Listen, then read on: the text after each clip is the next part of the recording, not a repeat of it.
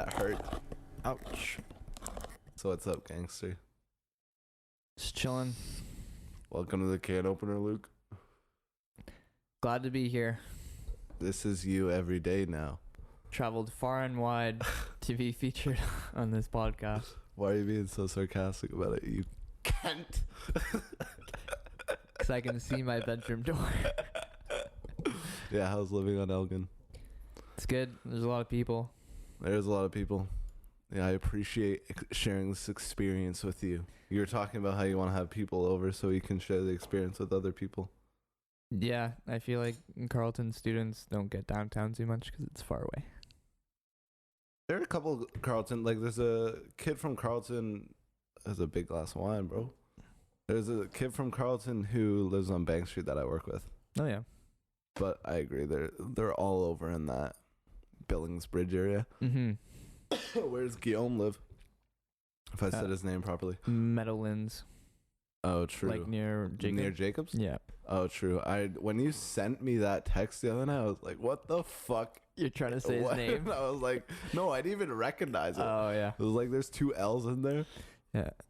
French bastard. Yeah, you said it right. He is a bastard. Why? What is he born before his parents were married? I have no idea. What was Guillaume's life? Has he shared his insecurities with you? Has he opened up with you? Yeah, he's pretty open with me. Yeah, he thinks about school a lot and like he has trouble focusing is what he told me. Like, what do you mean? Like ADHD focus? Yeah, I don't know if it's that bad, but he's smart, but he says he has a hard time like focusing on research and like essays. Just getting the shit done? Yeah, just completing it. Do you remember what Mr. Liotta said in grade 11?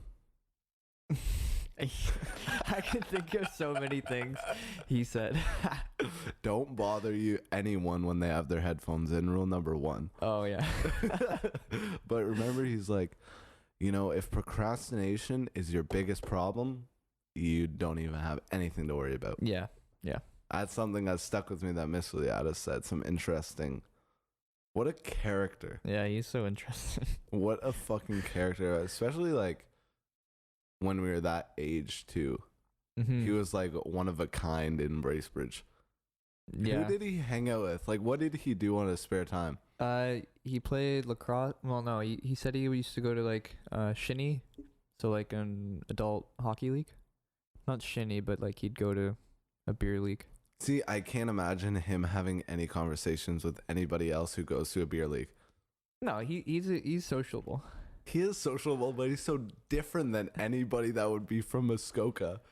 I don't know, Wears slippers to the fucking game, like. Dude, honestly, I think teaching mode for him is slightly a facade. Do you think he was a different person? I think he's a bit more like genuine and easy to talk to, like while he was teaching. No, outside teaching. Oh, I think like when he was teaching, he like especially that philosophy class. You know what I mean? Like he just being like, he became Aristotle. Yeah. Like, I've been studying this for years. I don't remember what he went to school for. I don't think he ever told us. Biology or something. It was a science because he said he was really good at memorization. And then how do you end up as a fucking grade 11 philosophy teacher? I have no idea. I got tripped out because you hear all these stories about like people going into different fields. Like, how do you get into that field without having any education of that field? Does that seem possible right now in your life? Because it doesn't seem possible to me. Like teaching or like going into a different field? Being like a biology graduate from some university and then getting a job in philosophy at high school. Yeah, I don't know. Like teaching, you can teach if you have a science degree. Anything. I feel like I'm not sure, but when you get a science degree and then they see that you're like competent, they might just say, yeah, whatever, you can teach whatever you want. Or like, we're going to put you here and see how you do. True, and they might like swap you throughout the school once you're in the system. Yeah, because one thing you have to remember is like social skills and like character skills, like your ability to be a nice person and like have a conversation and like treat people well. probably speaks more than like degrees or like certifications in some instances. Yeah, that's true. I probably in most instances especially when you get to that age or whenever you get to that point in your life. But how do you express that? How do you get your foot in the door in order to express that? Yeah, you have to have some level of merit, I guess. See, that's what I'm stressing about. Is like, do I have enough education to get to where I want to go? I know it's kind of stressful now that like you used to be able to do like whatever with an undergrad bachelor. Yeah, I was listening to an undergrad bachelor, but that's still more than I have. Yeah, but you could probably still do more with what you have a while ago. You know what I mean? True. It's just like everything's devalued because it's just like people, you got to keep going to school. You got to keep going to school because they want higher certification. Is that because of our like culture kind of saturating school? Yeah, probably. Like maybe I can't really speak on it, but maybe education's deteriorated. Maybe it's not as good. Do you like talk to are there any conversations in your classes about that? Because I feel like your teachers would have kind of a not a firm grasp, but like they're in that sort of they would know. Ecosystem, right? Yeah, they would know. I feel like the topic's kind of taboo because it scares people when you tell them you might need more than a bachelor's when everyone's just in undergrad. Like I remember last year everyone was going to job fairs and they were saying, man, F this, like everyone at the job fair was telling me I need at least a master's. So then why the hell am I here? Yeah. Like it seems like a waste of time and too much money. Well, yeah. It is. It's a business. Yeah. No, that's very true. You're going to do your master's, right? Maybe. We'll see. Why? Maybe I won't have to, or maybe I'll just find something else I want to do. My brother's going to go back for his master's. He's been in school for a while, eh? He's going to be a full-time student. Yeah. That's going to be the career of Eric Stolpmann. No, he's different. He's interesting. I want to like start doing stuff with him. Yeah. Like creative shit. Because he's like a good writer. You know what I mean? He's got an interesting perspective and he's full of energy and... Yeah, he speaks well. But he doesn't... I was talking to my mom about this and like it's kind of super important. He like doesn't know how to value himself. Oh. You know what I mean? I think I'm better at that than him, is like understanding your value and how he would do shit for free. Oh. You know what I mean? Like he's kind of got that personality of like not like I understand it because I feel like I was there at one point, like having imposter syndrome kind of, and being like, okay, I'm not worth this because I don't have whatever clout you need to have. Yeah. But he has been in school for a while, and I think he's gonna go back. But he has like a full-time job now. Doing what? Doing social media for like social media communications for some climate change, some Greenpeace sort of thing, Friends of the Earth. Oh, okay. So I mean, and that's what he went to Carleton for, like he went communications. Yeah. And then like minored in film studies, I think. I remember seeing him on campus one time. Yeah. In my first year, and he was like, "Fuck "Yo, you. What are you doing here?" Actually, go here. Oh, actually, that's what you said? Yeah, well. It's like, man, I'm just pissing behind trees and jerking off to chicks. Climbing trees and not jerking off ever. That's true. How's that been? You want to talk about? Take us through your journey.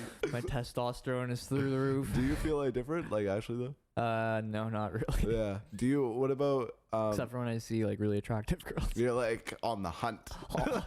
Oh God. Yo, that's your biology taking over. That's real. Yeah. Hormones. I feel like that too sometimes when I don't jerk off.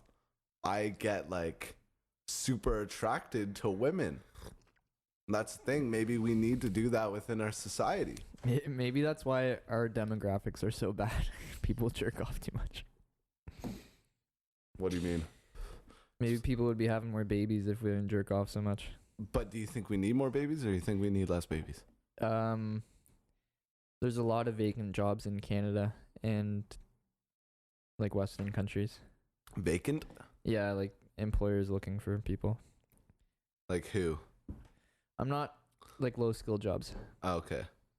That are gonna be soon replaced by robots, Automation. bruh? Yeah, possibly. Yeah, I think it's very true. I think it's gonna happen within the next 10 years. probably. But even Sobeys, I'm working at Sobeys now, and once $14 minimum wage, they're already having meetings about cutting jobs. They're cutting about, I don't know, 800 jobs in Ontario, I think. Yeah. And it's going to be front end cashiers because they're just going to do the self serve. And there's only just going to be one person, one attendant or whatever watching the self serve machines.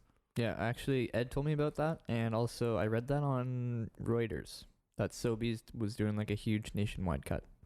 Reuters is Canadian. Mhm. Dude, that guy, the guy who started that is like one of the richest people in Canada.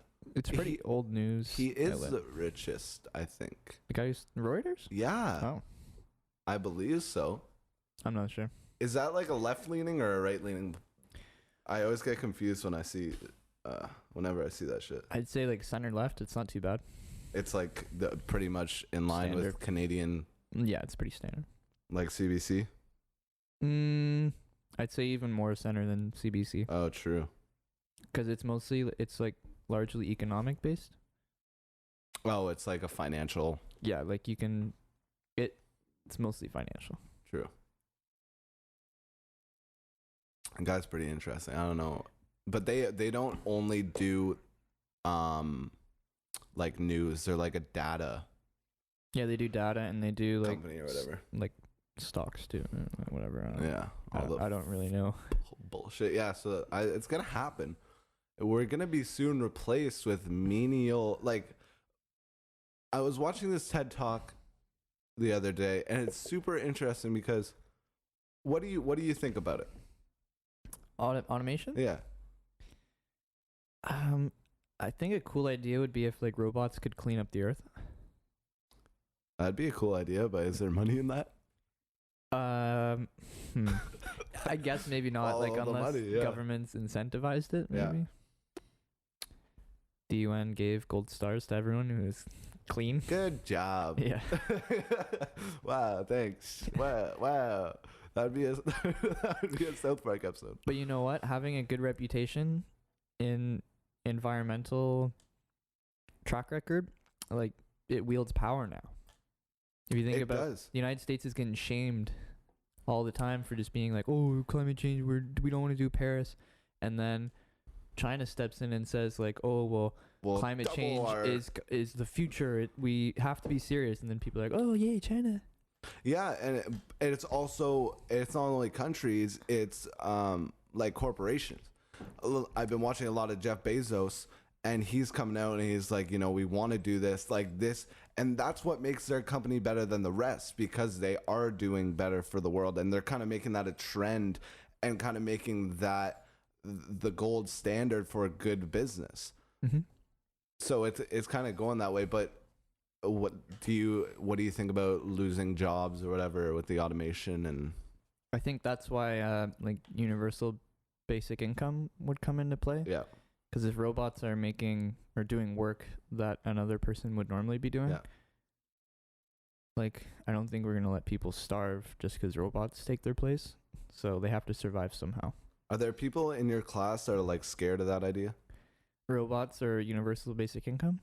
All of the above, just like jobs being lost, like, oh, jobs, where are jobs? Yeah, Mexicans, robots, No.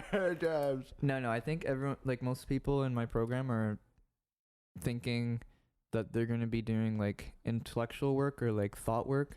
You Yeah. know, like not labor intensive and not like low skill. Yeah. So I don't think it really crosses their mind. Oh, not they're- even if they're like just thinking about it, like, oh, like that's just a point of view they have, like the kind of a conservative, quote unquote. Yeah, no, it hasn't really come up that I can think right now. No, yeah. It's an interesting thought. I think it's gonna be better. As I was saying, I was watching this fucking TED Talk, and he was talking about it's gonna be a beautiful time when robots get to do all the mundane bullshit that nobody wants to do. You think that 45-year-old lady named Karen wants to go and sit at that cash register for 40 hours a week? No, she probably doesn't. Well, what else is she gonna do? She might find herself in a more passionate role. That's true. Creating abundance could possibly lead people, because this is what he's talking about. He's talking about, people doing mundane jobs in companies like data management, or like just like putting numbers in. Once there's like machine learning and like numbers can be put in, and a person will be like an accountant will be replaced by a machine, that accountant will end up being like a cultural representative for that company or whatever. Mm-hmm. Like these people will be getting less mundane jobs. I think that's what I believe too. If it's like if you're a painter, you'll be able to spend more time on your paintings if you are not spending 40 hours a week at the grocery store being a clerk or whatever. Yeah. Something I thought about recently, I had to get a direct deposit form. Yeah. And this has happened a couple times now where I'd go to the bank, like on campus, we have a Scotiabank, and I'd talk to the teller rather than using the machine. Mm-hmm. And she's just so rude to me. She's like, you can do this with the machine, right? Like, you can just do that at home. It's like, yeah, I know that, but the reason I'm here is because it's convenient for me, because I'm not at home. It's like half-hour bus, and I'm going there right after school. So I'm keeping your job alive. Well, that's the thing. It's like they don't even care. But also, I understand they want people to be prepared when the lady's not there anymore. Yeah. Which is fair, but like, I got a email from Scotiabank saying like, fill out our questionnaire about your last interaction with our company. How was your customer service? And I was like, honestly, this lady was a bitch. Like, she was so condescending. And I got a call from the manager. She's like, I'm so glad you filled that out because we really want to know. And then she went, but you can use the machine. It's like, oh my, like, obviously I know. You keep telling me this, but yes, I know. It was just convenient for me. There are certain times when it's way easier to talk to a person. Well, and it's just I'm not at home and I'm not using my computer. True. Like, it's for me to go in between class and just walk to the bank and say I need this form. Yeah. Rather than for me to go sit somewhere, find a printer, print it off. Like, my tutorial was in the same building as the bank. So you're like, so I was really ticked off. It's like, I planned this so that it would not cost me time, and you're telling me I could have did it faster somehow? It's like, no. You don't have to be so rude about it.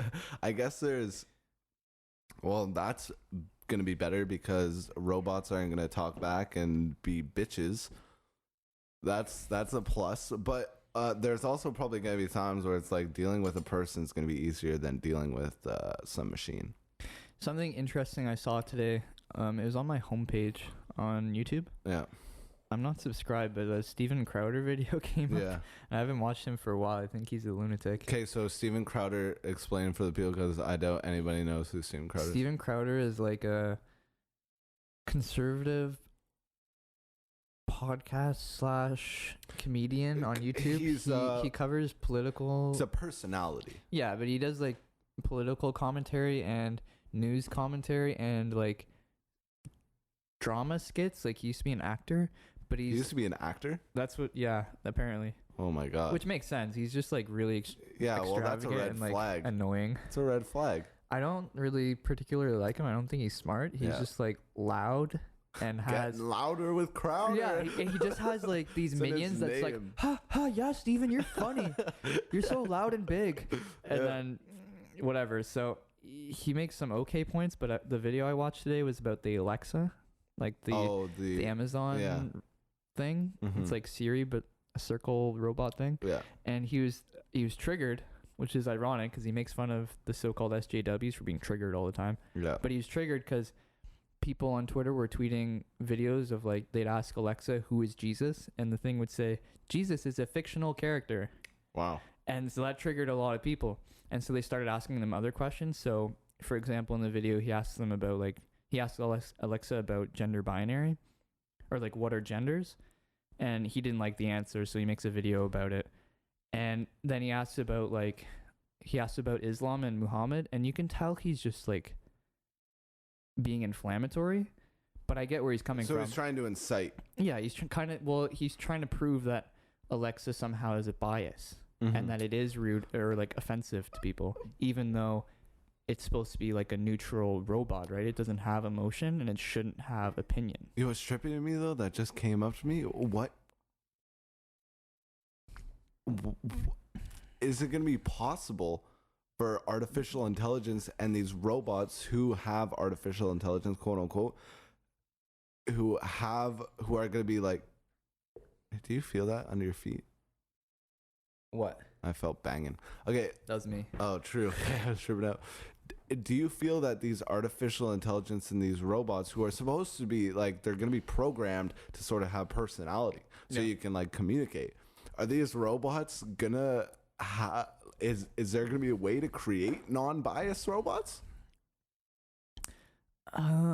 Like maybe if you program the robot to have a significant inventory of knowledge and then present both sides.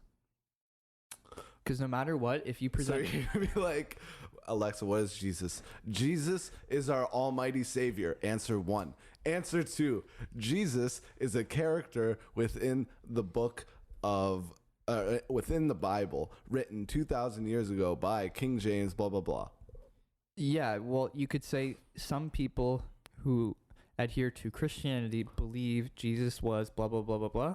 And then you could say some people think it's fictional and made up. Right? True. Just present both arguments without saying Jesus is a fictional character, because that offended a lot of people on Twitter. Like It's crazy. They're tweeting videos about it. Oh my God. And the thing that pissed him off was it gave like a very lengthy description of who Muhammad was. But that's kind of understandable because Muhammad was a bit more recent and it's well known, like a bit more agreed upon that he was a real person. So Muhammad was the Muslim deity? No, just like the Muslim prophet. Like Okay, so Islamic like prophet. Jesus Kinda, yeah.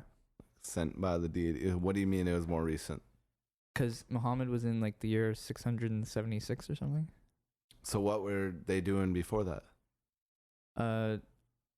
Arabs? Yeah. I think they were pagan, so they were worshipping like sun gods. Oh, true. And some were like Arab and Jews are both like Semitic people. Mm-hmm. So some Arabs might have been following Judaism. I could have found a lot of people by saying that. I don't know. But Whatever. But the consensus is they were worshipping sun gods before Muhammad. See, or Christianity. Like a lot of them were Christian too. Okay, true. See, I watched a documentary on the relationship between all religions and the sun. Yeah. And that I don't know where this was. It might have been on Netflix. I don't think it was on Netflix. It might have been on YouTube, but all going through all the stories and just replacing the like the prophet or whatever. the prophets with the sun. The sun, yeah. It works. It coincides with that, which makes sense to a certain extent. Yeah. Yeah, I've watched videos about that too. Because a lot of pagan religions like idolize the sun. Which makes sense. Like it's a big form of life. And when you're energy, I guess it's not really living. And when you're like fucking 3,000 years ago and you're just some ape that's sort of got some knowledge about something and you're like, the sun, like it grows plants. Like when there's no sun, there's no plants. When there's no plants, there's no people. Right. Powerful. Okay, so I want you to Google something for me. On your phone. Here, I'll give you my phone if you don't have your phone. Why don't you just Google it yourself? Yeah, I guess I'll Google it myself. But you've been doing a lot of facial recognition. Oh, reading about Chinese facial reading. Is it Chinese facial reading? Mm-hmm. Is that where it started? Yeah. And I guess it's not really a part of the Anglo culture. It became part of like English and European culture when they started reading about like evolution and eugenics. Or when they started going into eugenics, I guess. So I have you were talking about like different what does your face Like, what happens with your eyes when you have a disease?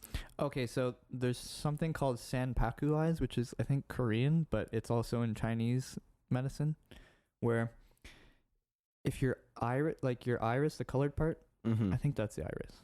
The colored part? I thought, yes, that is. Yeah. When your iris is like mislocated, and when you're looking straight ahead, like flat, and there's white flesh showing beneath, Yeah. that means you often you might have emotional problems, or like there's something internal that's wrong with you, or you're feeling vulnerable, or you're feeling risky.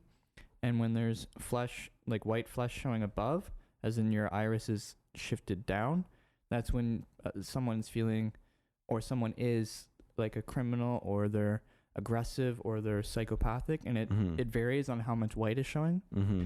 And when your left eye the iris is shifted higher than your right eye's iris, it means you have disease or like some serious problem. And how much of a grain of salt do you take it with? Yeah, you have to believe that it means something, I guess. But it's an ancient practice. It makes sense, though. You look at all these movies, and every psychopath has got his eyes big all wide, and he's looking at you crazy holding a knife. Yeah, so a good example, like on the videos I've watched on Chinese facial reading, is they show JFK, like during the Cuban Missile Crisis, and there's so much white showing beneath his eyes. Okay. Because he's super stressed out, right? Because like he has the weight of the world and nuclear crisis on his mind. World. Like that would be a lot to deal with. So it's interesting because I'm looking up right now because one of my pupils is bigger than the other. Like one of the pupils. Oh, I noticed that now. Yeah, I don't know what that means. And I don't think I can really get any facial reading. I'm just looking at causes, and it's called anisocoria. Are diverse and varied. Refer to the following flowchart to deduce the specific cause. Let's see this flowchart. Damn, am I looking at the right thing? Yeah, I'm looking at the right thing. Guy looks like a crazy person.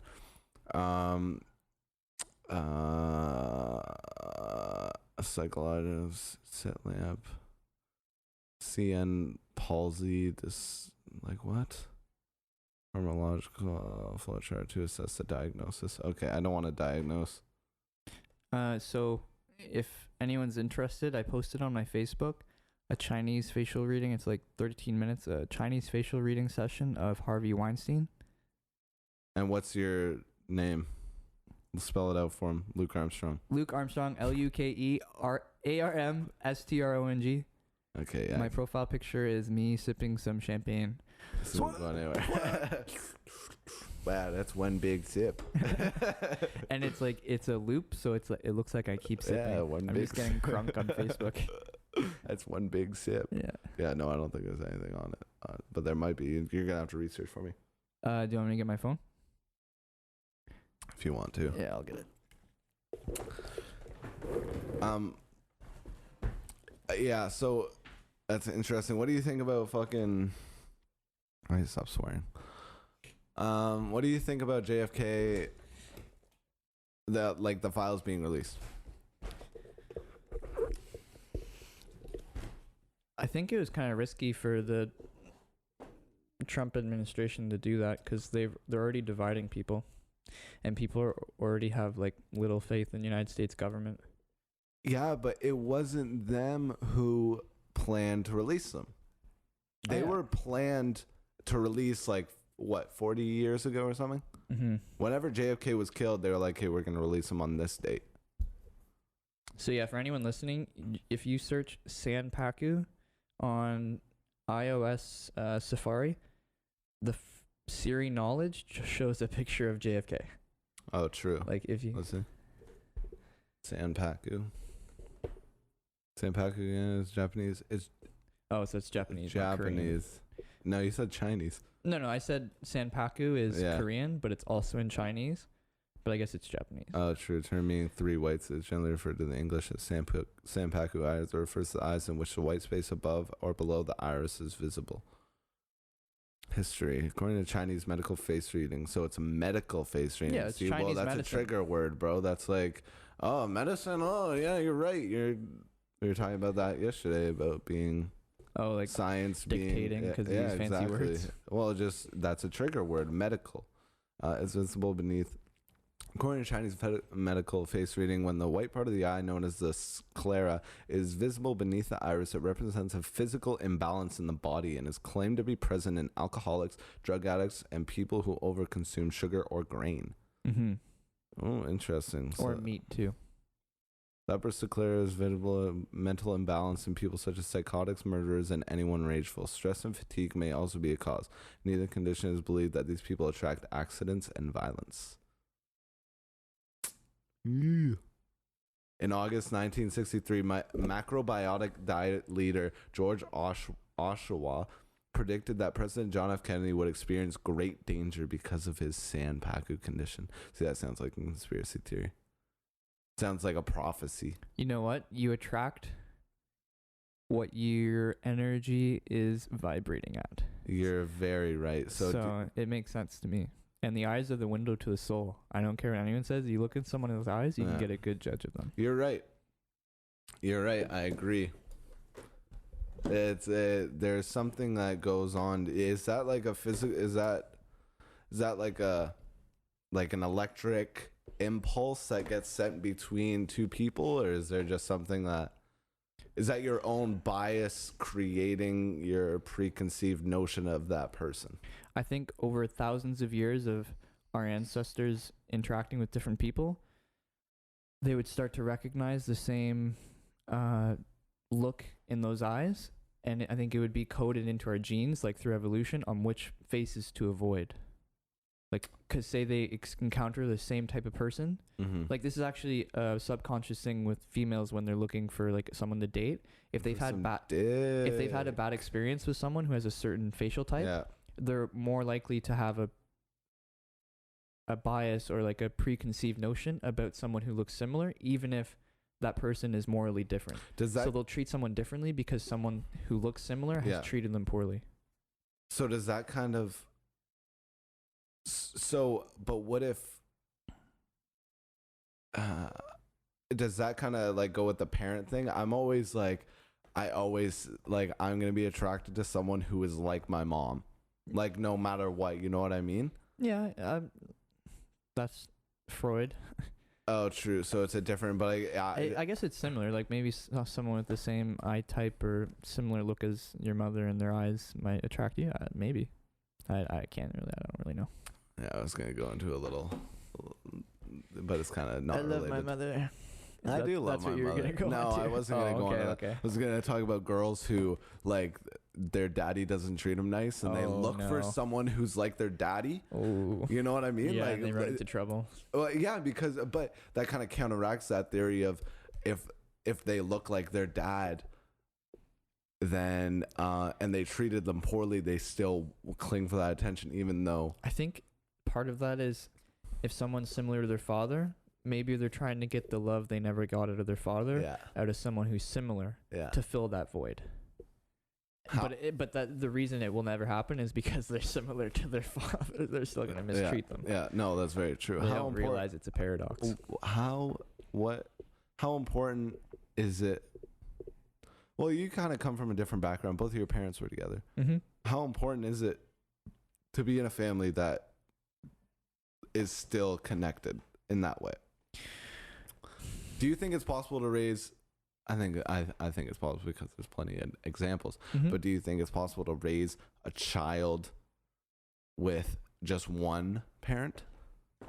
I think it's possible, but I think the family unit is something we should all be thankful for and not disregard or overlook. When I was younger, I remember my dad saying, like, I always used to want to hang out with my friends. He'd be like, oh, can I go to Luke's house? Like, oh. And, like, looking back on it, might just because I didn't want to be there. But he always told me, like, you know, this is family time. This is important times. And I remember I just didn't give a fuck. Yeah. But now I do, right? Like, yeah, I was the same. But why is that? I think as like children and young people, we're kind of addicted to make like social interactions. Once you start looking for approval beyond your parents and through your peers. Well, like you learn the most from other people, I think. And like we crave social interactions, and with our parents, like and with our family, there's sort of stricter boundaries. Whereas when you're with your friends, like you can push the boundaries. That's very true. You kind of get to explore with your friends rather than like having a guide there with you. Mm-hmm. And you have to play more. Yeah, that's very true. See, do you think we're losing the family aspect in our culture? I think it's unfortunate how common divorce is. Okay, yeah. I think it's unfortunate. So I was listening to Sam Harris, and he said the exact same thing. He's like, once you're married, you're married. Like, there's no leaving. That's what it's supposed to mean. That's the symbolism that incorporates, right? Yeah. So, and he obviously said, there's certain cases where that should obviously be broken. It shouldn't be you shouldn't be forced to stay with someone if they're abusing you physically or mentally, or like you're not. But you need to try to make it work. Do you think that it's easier to escape shit that really doesn't need to be ran away from because of divorce? Like, you know what I mean? I don't know if I'm speaking offhand here or out of term, but like I think it's sort of incentivized, is it not? Like for say there's like a really young attractive woman and she starts banging like this old Hugh Hefner, and he's got a load of money, then just married, okay, peace, half your shit. Prenups exist. Yeah, right. So it's kind of incentivized, but that's sort of to protect women. True. But at this point in time, I think we need to look at the result. Yeah, no, the intention is good, but the result is people are exploiting that. That shit's crazy. Yeah, because that is, especially at the time we are now, where people say the wage gap, but that is such, like, that's it's so controversial. That's fake. No, but that's fake. More or less. That's a fake fact. Yeah. There is no, it's misrepresented. It's misrepresented for sure. So the wage gap is, what do they say? It's like women make 86 cents or something. Yeah, 75 cents to the dollar that men make. Yeah. First of all,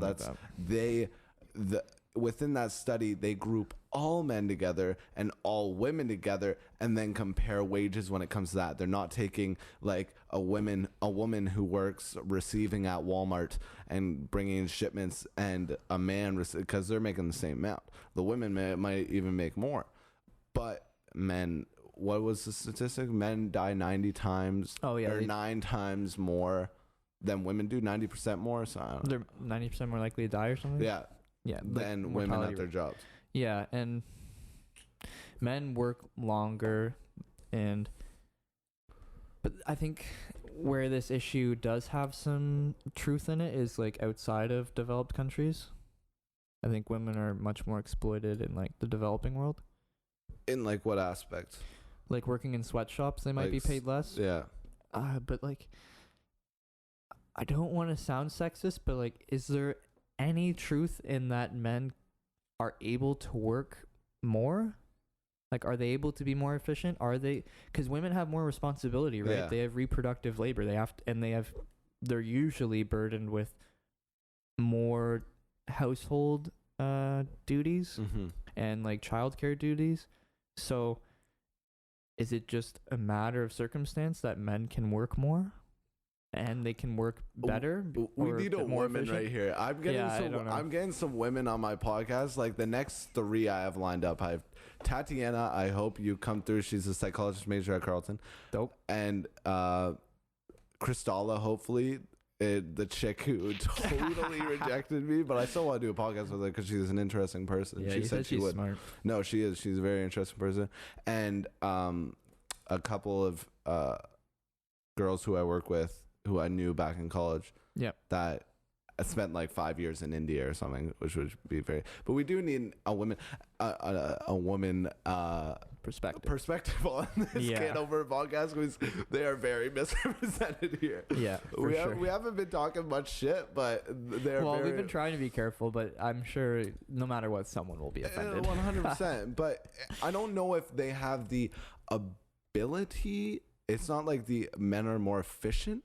It's just the jobs we have today within our society require more a strength and like physical labor. Yeah, like physical labor is kind of You'll make more money for sure. It kind of carries our economy though, right? Like women are not out there carrying like doing 6 Amazon 2x4. Yeah, and that too. And like carrying 6 2x4s with the other guy making that other building down the street, right?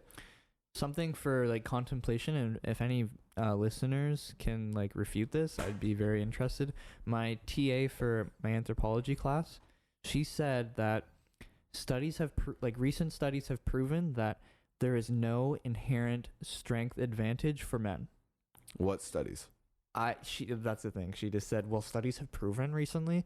And so I was like, I don't know about that. She said that it's all diet, and that when you balance the diet for both men and women, because cultural factors and social factors allowed men to have a better diet, which inhibited better strength or something. She said that there's no inherent biological advantage in strength for men. That's very interesting. I'm always at the fucking gym, and I was like stretching at the gym this morning, and this lady walks beside me. She just had the most vernacular forearms I've ever seen. I was like, there's no way that's biologically possible without you like taking testosterone or something. Shit. There's gotta be, right? But maybe that's She not could true. just be high in testosterone. That's true, and maybe she could be pumping weights like a badass. Yeah, one time we go play shinny every Christmas, every holiday in North Bay, and my sister took a slap shot, and one of the goalies was wearing a helmet, and it was like right at his face. Oh my god! And someone like tipped it, and so like it missed him. But like with a puck? Yeah, with the puck. It was like, hey, what the hell are you doing? Yeah. You were no slap. First of all, no slap shots. We already said that. And second of all, why so high? Like you're not gonna score doing that. And like the guy Chris Vasbon, he just flipped the fuck. He was like, he threw his knee. He's like, oh, what the fuck? And he's like, why don't you get more testosterone? It's the funniest fucking thing. How she responded that? No, she was laughing. She took it fine because like really you messed up. Yeah, but it was Annie, so what funny. are you doing? Taking slap shots and shitty. Oh my god. That'd be scary taking a puck to the face. Yeah, like it was so. Even I was like cringing. I was like, "Oh, Annie, why?" Yeah. But like he overreacted. It was so fucking funny.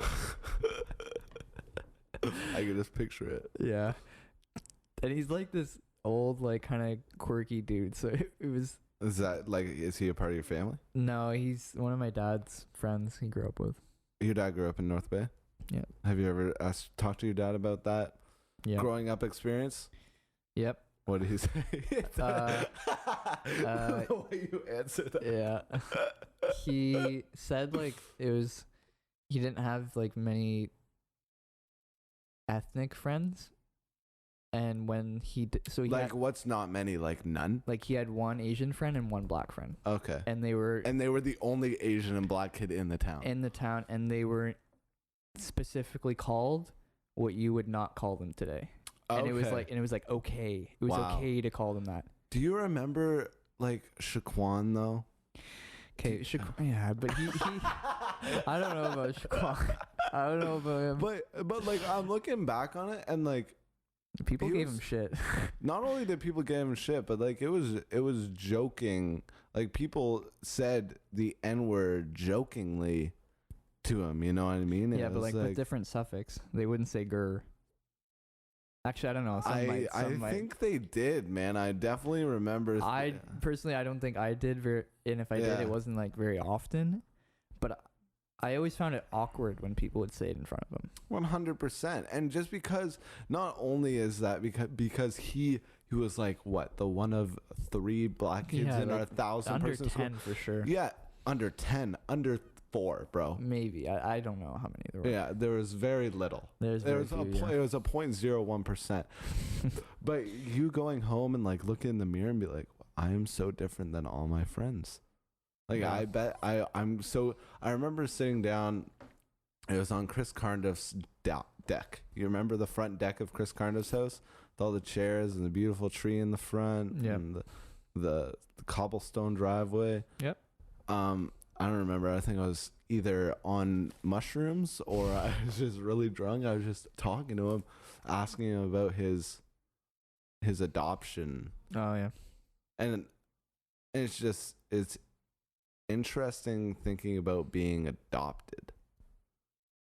Cause you know what, Jacob inspired the idea in me. I'm gonna adopt a child. Yeah. I'm gonna adopt one child. Cause I think that is hell. Being an orphan, not only being an orphan, I can't even imagine being an orphan in Canada, but being an orphan in like a third world country. Yeah. Man, it's probably worse than being in prison. It might be in some cases. You don't have anything. I'm sort of indifferent on adoption. Why? I wouldn't want to ever raise a child where they feel like they don't belong. See, that's a conversation I was having with one of my coworkers. Like, I'm not sure I would be able to love that child, for one. Why? I think when you create a new life, there's some spiritual connection, Yeah. and especially if the child was like noticeably different than me, I don't know how I would react, and I'm not sure how my other children would interact. Like, perhaps it wouldn't be a standard family unit, and I'm not sure I'd be comfortable with that. What if it ends up that you are shooting blanks and you can't have a child? Perhaps I would seek other methods of having my spouse impregnated. Like with a sperm bank? Yeah, maybe I'd ask my cousin or something. Be like, yo, can you just come into this cup and then put it in my wife's mitt? Yeah, or maybe some cuckoldry. Who knows? Jesus Christ. I'm just kidding. I don't think I'd do And that. a keck. I wouldn't. can't imagine doing that. What is No, no. up with that? I don't know. I'd feel... I understand. I know what I know the explanation. Okay, what's the Like, explanation? the husband cannot give the wife the physical pleasure that she seeks, and so he feels demoralized, and so he gets off by seeing her get off because he's never seen her so happy or like physically pleased.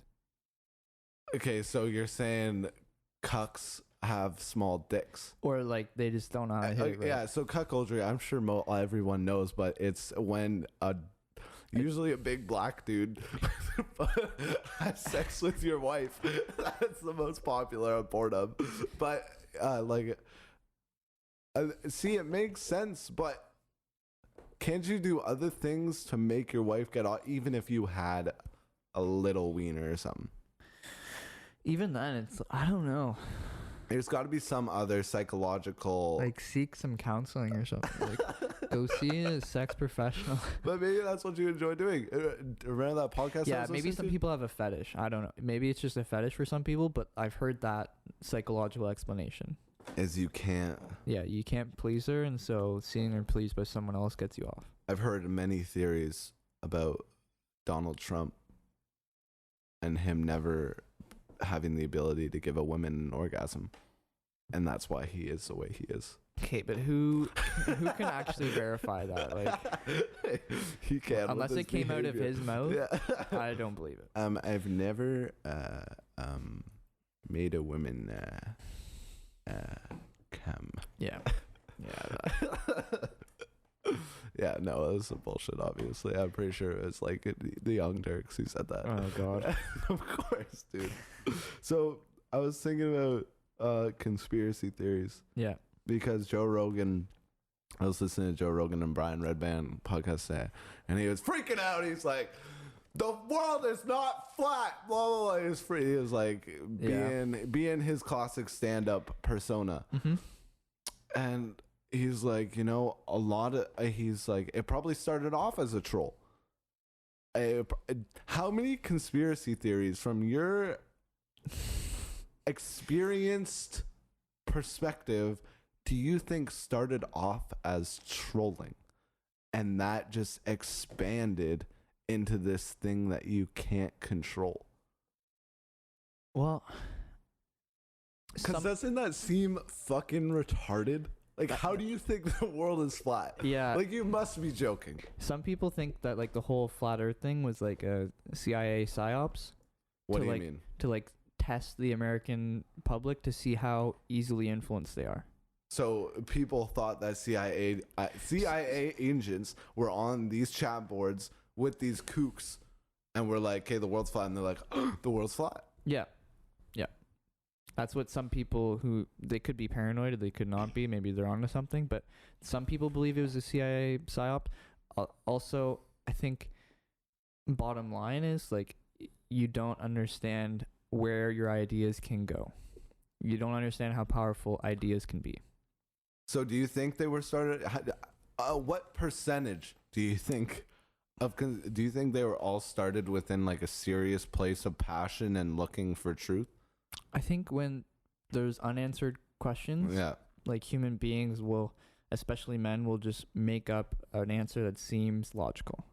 And But when there's mystery and there's unanswered questions and people are wondering about it and they're curious, people will conjure up something to believe in so that there isn't the wonder anymore, because we sort of seek out satisfaction of wonder and curiosity. We have to believe in something. If there's no answer, we seek it. And some people spend their whole lives chasing these conspiracy theories, right? Because they need an answer. It becomes an obsession. So I don't know if it's always a troll, but I totally think that a troll or a joke could be taken the wrong way and then develop into a huge thing, right? And that's the thing. Like B.O.B. was like the rapper. oh my he was god, tweeting, right? And that's the when thing. it started. When you have power like that, you don't understand how vulnerable your ideas, how powerful your ideas can be to vulnerable people. I just got shivers. It's just like, oh, B.O.B. said it. It must be true. But that was like the beginning of it all, wasn't it? Yeah. Well, that's when it picked up It steam. blew up in the mainstream. Yeah. But then you heard these other motherfuckers like Shaquille O'Neal, like the literally being like, there's a lot of unanswered things. But is the world being round unanswered? Is that an unanswered? Like everything? Like, is that an unanswered question? If all I'll say is, if you believe that the Earth is flat, that means you disregard a lot of agreed upon facts. Yes. And is that dangerous? That is dangerous because that separates you from the social reality most of us occupy. Yeah. So what is the balance between being curious and making your own opinions and understanding facts? What is the balance between being skeptical and understanding truth? I think some of it is like intuition, like it's subjective, but like you do feel when you know something is right. But that's sort of a feeling you get from your decision or choice. I'm not sure if that's like a fact. Can kind of persuade you, right? Like some people say you can't be objective if you're enabling your feelings. Yeah. So I don't know. What was your question again? Between like what is the balance? Like, I think because conspiracies are crazy, right? But I personally think it's important to be skeptical. Like, what's the thing that the CIA did with the mind control experiments? MK Ultra. Very conspiracy thing. Well, that's not a conspiracy, right? The term conspiracy theory is sort of like a derogatory term. It's to get people to not believe in what is actually just an unknown, so what's a conspiracy theory you believe in? A conspiracy theory I believe in? A conspiracy theory I believe in is that there are unanswered questions about 9/11 and we're not told the whole truth. Yeah. I don't have an explanation. Yeah. But conspiracy theory, if you break down the word, conspiracy means it's a secret plan to cause harm. Okay, so not all like unknown unexplained things are conspiracy theories. It's just that people don't commonly know about it, right? So MK Ultra, it's not like people secretly planned to come up with this theory. It's that this thing actually happened, and it's a conspiracy theory because most people don't know about it, and it seems like it's very evil. So therefore, it's conspiracy theory, right? Because it's that term is just kind of like a label. Conspiracy theory. Yeah, so it's kind of lost its definition. Yeah, the literal definition is not applied properly. And that's a problem too, right? And that's kind of my question is like, what is the balance between being skeptical of what happened during 9/11, for example, and just totally believing everything that's given to you? Because we have to be skeptical, especially in the place we're in as a society where there is a head of state and a group of commerce that controls what we see, really, and what gets put out there. Yeah. I think the balance is when, like, you put things into perspective. Like, at what lengths do you believe people will go to keep this a secret and also to cover things up? And what lengths do you think it's even possible for that to be covered up to the extent that you're believing? Right? So some people have wild theories about 9/11, and it just seems like it might not make sense if you think about the logistics of how many, like, for example, how many people would have to be in on it. Yeah, so if you just look at sort of an objective perspective, but even objective perspectives can be skewed by what you said, right? Like feelings. Yeah, and I think it's just like you have to put it into logistic terms and also have in the back of your mind, how is this helping me? Yeah, I believe it. I am very much a skeptic. I'm also not a skeptic to a certain extent, right? But I totally think JFK was shot by someone of power. You know what I mean? Like that was there was motivation to cause harm behind JFK's motivation from people in power that will eventually harm the people he was trying to look out for. That's a conspiracy theory I have, and that's me being skeptical because like people, and I think that's a healthy skepticism from my personal opinion, right? You know those documents have been released, right? I know. I want to look through them so bad. The vice president who took over was... What's his name? I don't remember. I just remember reading I remember reading people, because like people decipher this stuff all the time. People who are obsessed with this sort of like conspiracy BS, they hop on that right away and then they decipher it. But you know what's scary? And then they relay. The people who do that still have more power than the people who don't read that shit. Mm-hmm. So they have the ability to sway skew it again. Other opinions in their own personal bias. So that's why everyone needs to go and read the documents, but it's not going to happen that way. And that's unfortunate about the times we live in because things are moving too fast. Not everyone has the time to go through WikiLeaks dumps. And read like thousands of pages of FBI transcripts of just like stupid, mundane conversations that probably don't even have anything to do with it. But you're going to find a diamond in there. And maybe that's a good thing. Maybe society would collapse if everyone read those papers. I think I definitely think that. I think the papers are an example, but I think it's important for the population to not know everything that's going on. Yep. It's gotta happen that way. Mm-hmm. So yeah, the vice president was somehow he was involved somehow. Like, what do you mean involved somehow? Like involved somehow in setting him up to be shot. In setting up JFK to be shot. See, I really want to go and spend like a week diving deep into that specific situation. Yeah. Because I'm pretty ignorant about it. I haven't read a lot about it, but I'm super skeptical and I'm very curious about it because I understand that he was trying to get rid of the Federal Reserve and he was trying to take down banks, right? Like he was an enemy of the bank. He was fighting for the people. Well, he was also seeking peace, which would hurt the American economy. Not the American economy as a whole, but like very powerful aspects of the American economy would take a hit. It would probably affect I think that's what's unfortunate about the American economy, because I think it would affect the American economy as a whole, because it is literally built off selling guns. selling mirrors. Do you have your phone on you? Yeah. Google how much the U.S. spent on their military budget last year. I think it's like 52%. I think it's 52%, but I think that's like $600 billion or something stupid like that.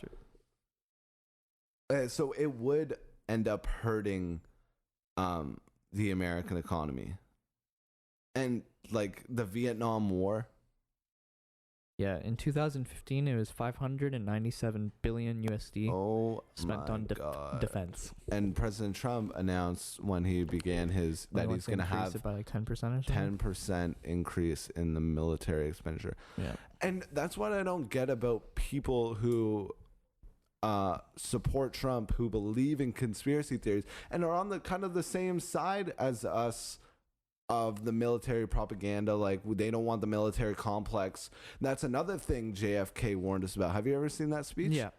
What a crazy speech. Shit gives me shivers whenever honestly, unbelievable. They kind of refute that, but they kind of just like put away those facts. Like, what does Alex Jones say about that? About increasing the military spending? Because I don't actually know, but I feel like he would go along the lines of like, oh, it's in retaliation to what China's doing, or it's in retaliation to what other countries doing. Like, he would make up some apology, like he'd be apologist for it, because you know what I mean. He's so invested in Trump that his real opinion would probably, like, he's a hypocrite, like 100%. I don't think he's a political commentator. I think he's an entertainer. Like, it's bullshit. Probably a good way to word it is being, he is so invested in Trump. Yeah. Like, that's probably the best way to word that specific. Mm-hmm. So how are you going to make a change, Luke? You know, you were talking about your class today, talking about how people are going to make a change in climate change. I think that's very important too. How are you going to make a change? I think on an individual level, I can tell people they need to change their diet. That's, I think, the fastest way we can make a huge change in our lifestyle, which would have a positive impact on the environment, is change your diet, stop eating so much meat, and like, also, if you stop buying products like that are owned by Coca-Cola and like Monsanto, for example, you can do some positive Nestle. Yeah, you can make a positive impact. Like, the thing is, detrimental environmental change comes from the mundane things you do. Like, the small things go a long way. So you buying those water bottles every day, or you buying that pop, really has an impact that you can't comprehend. So someone mentioned in class today that that good looking chick? No, it was some other girl. Was she good looking? This one particularly, no. Okay. Fuck yeah, she was listening. Send it to her. Yeah. I'm sure she knows that she's not attractive. So she mentioned York University. I'm smart and funny. Okay, go on. She mentioned York University, how they no longer sell water bottles. Oh, that's like powerful. The Dasani, or like, they don't have water bottles sold on campus. That book you gave me, the You Are Not So Smart, that I totally read. Yeah. I read that front to back, bro, and you haven't even touched my book. I've read 14 pages. Okay, good. So I read that, and he talks about the market. He talks about business, and people are often misconceived that the corporations control the market, but no, it's consumers. It is consumers who control the market. And that's what annoyed me. Something Jacob said, or maybe it was Jacob, or maybe it was Guillaume. Yeah. They said, you can't have capitalist system and have like solve the problem of climate change or environmental degradation, because ultimately the market is immoral.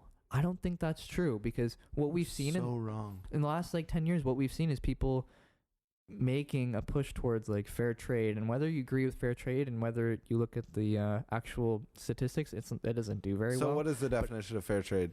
It's like, so it's when the producer has a more genuine and honest relationship with like the corporation or the company that's selling the product. Mm-hmm. So what this means is they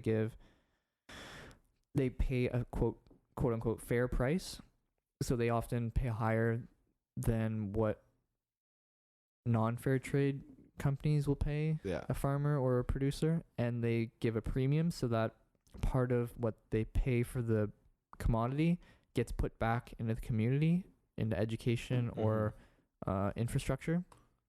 And also they have higher environmental standards. Yeah. So fair trade is often organic, or it doesn't support like slash and burn farming or whatever. It's supposed to be more sustainable. They And I don't think- support little kids knitting together Nikes. Right. And so it's enshrined rights, and it's enshrined like standards. It's higher standards. And that's kind of anti-free market in a way. But I think it's a step in the right direction, But right? it isn't, because the market is controlled by good ideas. And that's a good idea. Yeah. And that will have its place in the market. Just like Bridgehead, a local niche, coffee right? shop. Yeah, that's a niche.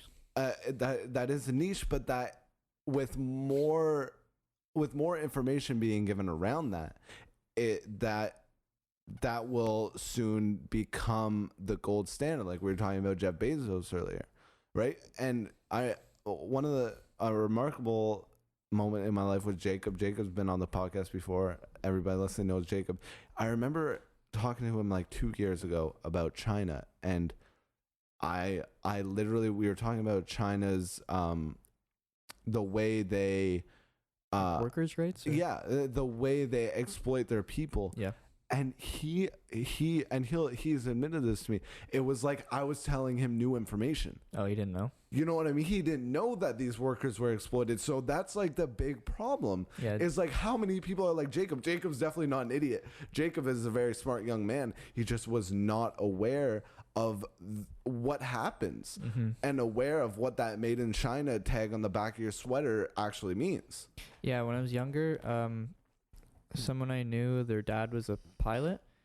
And so this person I knew, like the guy's son, would be able to take flights to wherever. So he often flew to China. And when he went to China, he could buy goods for a lot cheaper because the shipping isn't there, because it's often made in China. And also the workers' rights and standards aren't there. Yeah. So there's not as much packed into the commodity price. So you could buy like a $300 hockey stick in China for like $50. Wow. And because the profit margins of these companies rely on them selling that for $300, even though they're buying it for $50. Yeah. And that's where the greed comes in. And that's where that whole issue comes in. But it's Jeff Bezos. So, you know, Elon Musk has his SpaceX thing. He wants to go to Mars. He wants to colonize Mars. Yep. I've been really into Jeff Bezos lately. Very interesting guy. I even, you know, my mom was talking to me, and I had a great day the other day because my mom has more capital funds than I thought she ever did. Okay. You know what I mean? And she's like, I want to make sure that the funds, because she's going to put them into mutual funds and like investments. Yeah. Through my grandma's service, where she's like, you know, I want to make sure these investments are going to companies that are responsible when it comes to like clean energy and workers' rights and fair trade. Yeah. And that got me thinking a lot about it. It's like, that's what I want to do too. Is like, I want to invest in companies that are, how do I explain? Like ethical companies. And that's kind of what I think the internet has created. Oh, for sure. You know what I mean? It's like these people. Jeff Bezos doesn't come from he comes from a wealthy family. Obviously, he's upper middle class. Yep. But he wasn't inherited that. Right, they worked for some of it. It's a totally different like brand of entrepreneurs that have come through the woodwork, and it's a different consumer now because we're so informed. Yeah. So I think it's not only good for my soul to invest in ethical companies. Make you feel good. It'll make me feel good, but I also think it's a good business decision. And that's powerful, right? You can change the tide of the world, really. If you like, so what that got me thinking about was friends who have gone into like forex and like cryptocurrency. I almost wish I was in the same position as some of my friends. Like, one friend I know, like Ryan Heb. Yeah. He's told me he's done decent. Like, he's done decently well off cryptocurrency and forex. Yeah. I'm thinking, I know he has a family to support, so I'm not saying he's spending his money wrong. That's not what I'm trying to say at all. But I'm saying if I was in his position, I have a lot fewer responsibilities. I would totally be considering putting my money towards ethical corporations and like companies that would change the market, right? Like, that would put a higher standard on what we consider to be a standard in like consumer goods and like whatever, and like technology and innovation, right? Exactly. And we were talking about consumers controlling the market. Yeah. This is, as consumers, we can be investors now because I can open a TD direct investing and be an investor like you could have never done 20 years ago over the internet, right? Or even like with Patreon, you can invest in people who you like their ideas, and you just, hey, $5 each month. Very true. Yeah. And that is also powerful because I think that's the way the tides are turning.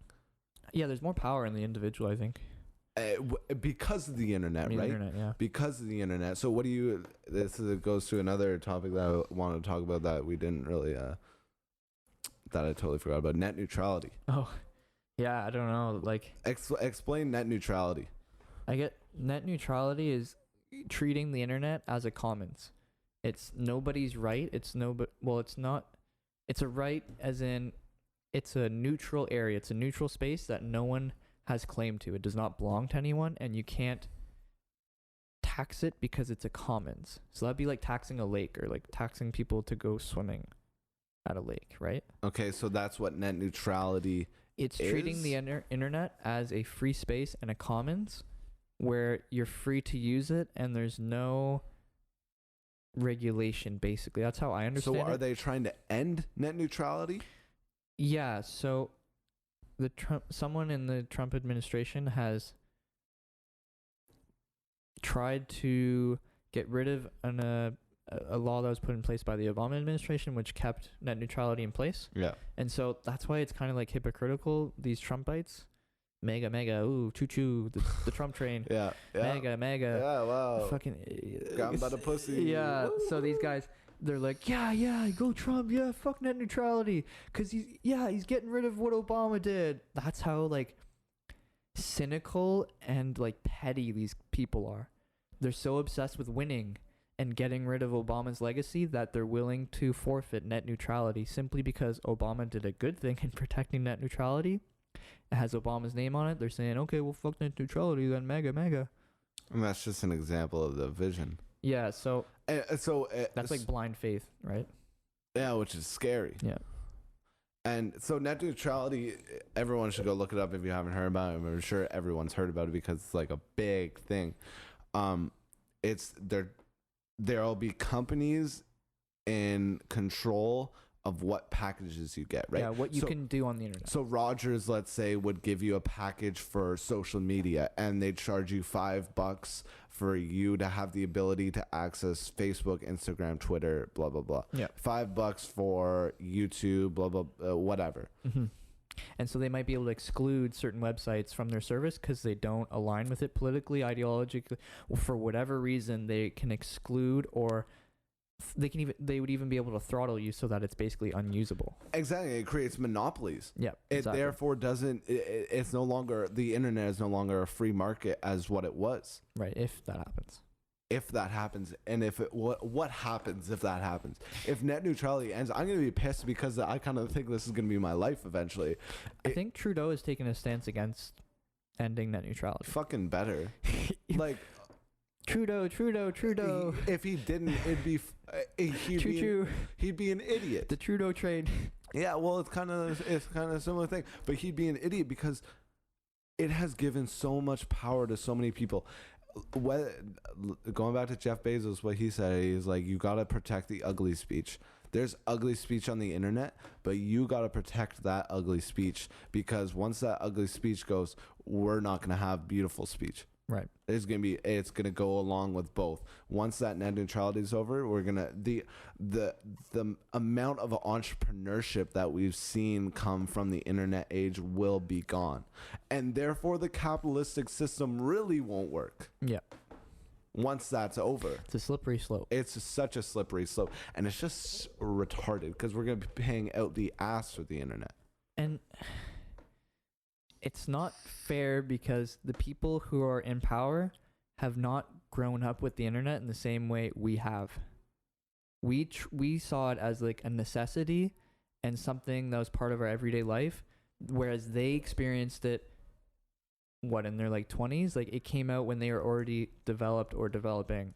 Some of them didn't even touch it, right? Some of them have no idea what it is. So it's not the same to them. They don't treat it the same way that we treat it. And I think what I read about Obama in his second term was he wanted to make internet like a human right, and he wanted to make internet access. In Canada, they did, man. Good. Recently, I don't know, in the past 3 months, Canada is officially a human right to have access to the internet.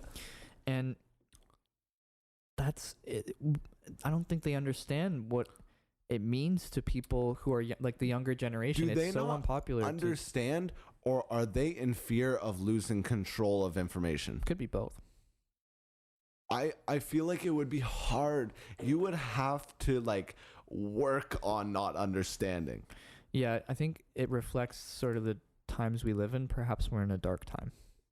We're in a dark time, but like the internet is the light. It's the light, but it's also a source of instability. It is a source of, but that instability is necessary. It is. If the system we live in is not working, we need it to be unstable so we can fix whatever's happening, right? There needs to be a shakeup somewhere. Change is inevitable. Yeah, I went to an event recently. It was about writing, knowledge, and something else in academia in dark times. So I'm going to look up the lecture event. Here in Ottawa? It was at Eventbrite. You introduced me to Eventbrite, and I appreciate it. It's a very interesting. Everyone go look at Eventbrite and just go look up something you're interested in and go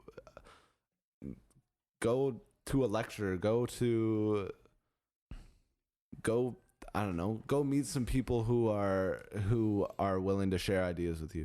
So the event was by the Institute of Political Economy. Yeah. So I'm on the webpage now. I'm just going to read it. So it was a lecture on November 8th by Professor H. Simpton Solzar. I'm sorry, I pronounced your name wrong.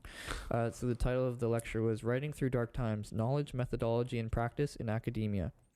It was basically about how the paradigm has shifted in the last decade or so, and we've inched towards fascistic trends, like fascistic tendencies. So what's paradigm?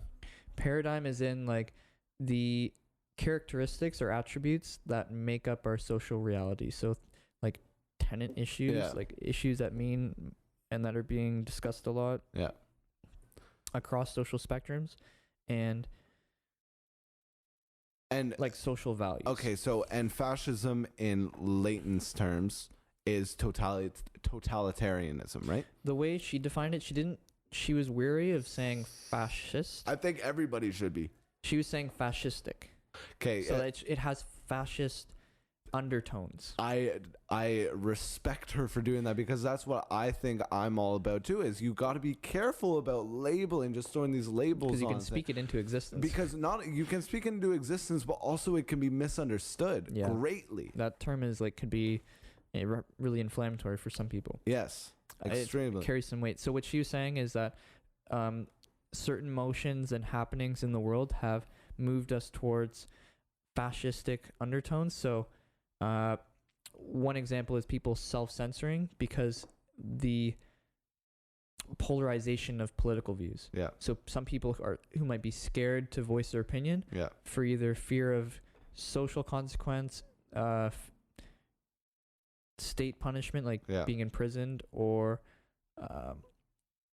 I don't know any other reason. So the example she spoke about, because I guess she's from Turkey, was Turkish journalists being imprisoned for speaking out against Erdogan, and there's even some people like criticizing him on Twitter and making fun of him on Twitter and getting imprisoned. It's happening. It's happening in a lot of other places too, because I heard that was happening in Vietnam too. That's right, and in the Philippines too. Yeah, we've had this. Trump was like just another. He was just a part of the trend. He's not unique. And he is the TV version of everything that's happening, right? He is just the dramatized reality TV version of everything that's going on. He's part of this emergence of strongman inflammatory politics. Yeah. And that's manifested in Erdogan, Duarte, and or however you say his name. Duarte is in the Philippines. So Duarte is and Putin as well. Duarte is the leader in the Philippines who for anybody who doesn't know, is the leader of the Philippines who was voted in and is like, I'm gonna kill all drug dealers. And he's even said he's gonna kill his son if his son was a drug dealer, he would shoot him. He is called martial law on the southern part of the Philippines, and there's military going in. And so explain martial law, because I don't totally martial know. law is when it's a state of emergency and the government seizes all like civil liberty. Yeah. So you realistically have no freedom. The government is in control what is martial law because it's quote unquote. And it's like an internal military occupation. Okay, so what did she say about writing within these times? So people become like wary of expressing their true opinion. Yeah. They start to self-censor. Yeah. For reasons I mentioned, but also people have a tendency to other opposing opinions. So rather than saying this opinion exists among certain people, they associate that idea with an other group. So dehumanizing the person within that group. Yeah. So, and dehumanization goes along with war, right? That's what people do when they're in war. They dehumanize the enemy. I'm going to get my notebook because I actually have a lot of notes on this lecture. Okay. I need to take a piss, so I'll just edit this out and we'll be back. Okay, so what did this lady say about writing in dark times? I'll just read my notes from the top. Just point it at some. Okay, so writing. Don't smack in the mic, please.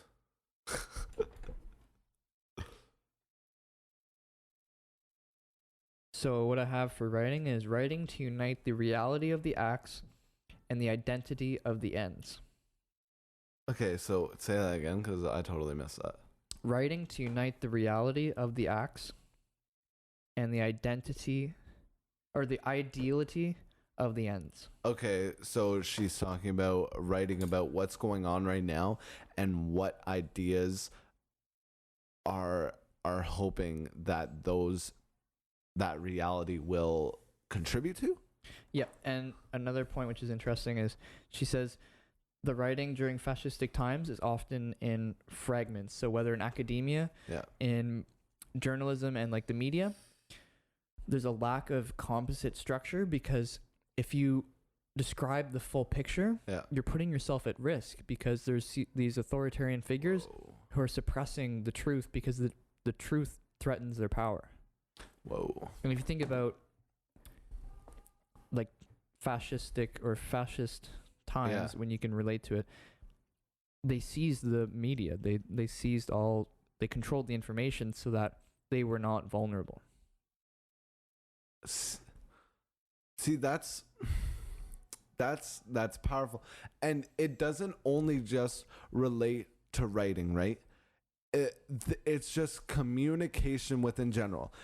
Writing is just as powerful as having a conversation with your coworker about topics that you may not want to share because you may offend or but these ideas need to share. You need to be able to share these ideas without any of the repercussions. The repercussions might come, but you need to have the courage to be able to share those. Exactly. And she spoke about the power of the individual. Yeah. So the individual is a glimmer of light, is what she says. But the individual is at risk because during fascistic times, we write through others, as in we create a figure in which we portray our ideas through because it's too dangerous to say these are your ideas. So perhaps you find some figure or some character, some other to display your ideas through. So maybe that's through a story, Through music, or through a poem, or through whatever. podcasts, through Exactly, yeah.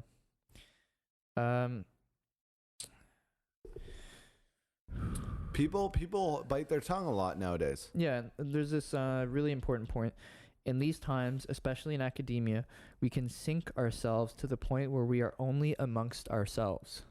So that is being trapped in that vacuum chamber of confirmation bias, and you just listening to what you want to listen to, and therefore gaining no other perspective, and therefore being afraid to change your own.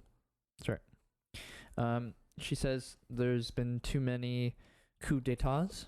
So military trying to seize the government. So it happened many times in Egypt. It's happened in Turkey. Yeah.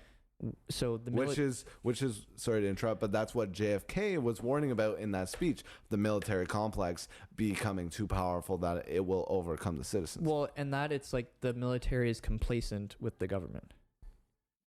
Okay. Whereas sometimes military has kept the government in check because the military might not always agree with how the government's treating the citizens. Yeah.